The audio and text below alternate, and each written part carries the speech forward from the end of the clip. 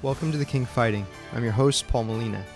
There are many people today who would tell you that the world in which we live has grown increasingly dangerous and increasingly dark.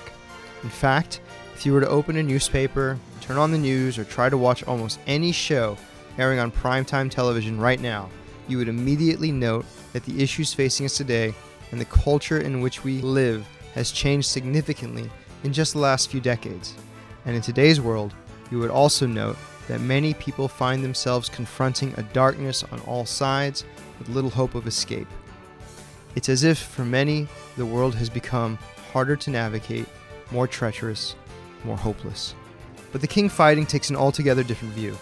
We see that same world, read the same news, observe the same programs, and experience the same culture, yet we present to you a different message, one of life-changing hope that is available to anyone and everyone.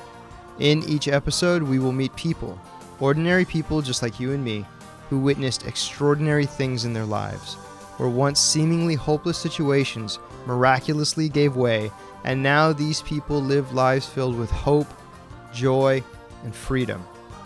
These people will tell you in their own words how they got through their darkest times, not because they were strong, not because they were particularly smart or cunning or rich or clever, but because they had one thing at the center of their lives. All of these people had a living relationship with Jesus Christ as their personal Lord and Savior. And when they called on Him, they were saved. I really want you to catch that. I didn't say that these people were religious, or that they followed some strict set of rules, or that they performed any metaphysical or mystical rituals, but that they engaged in a living relationship with the Son of God and the King of Kings. At this point, you may be thinking to yourself that these people are at best extreme and at worst delusional. Well, frankly, a few years ago, I probably would have agreed with you.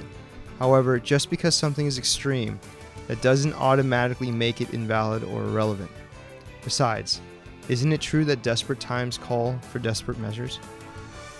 As far as the argument that they are delusional goes, I've heard their stories, I've met with these people, and they've told me where they're from, how they lived, and where they're heading.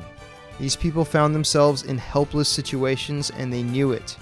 And then they told me how they escaped. But don't take my word for it. Listen and decide for yourself. Ultimately, our goal here is to show you that anyone can move from their places of hopelessness and into places of strength, freedom, and purpose. And we aim to prove it by bringing first-hand accounts from people who have done it. This is The King Fighting.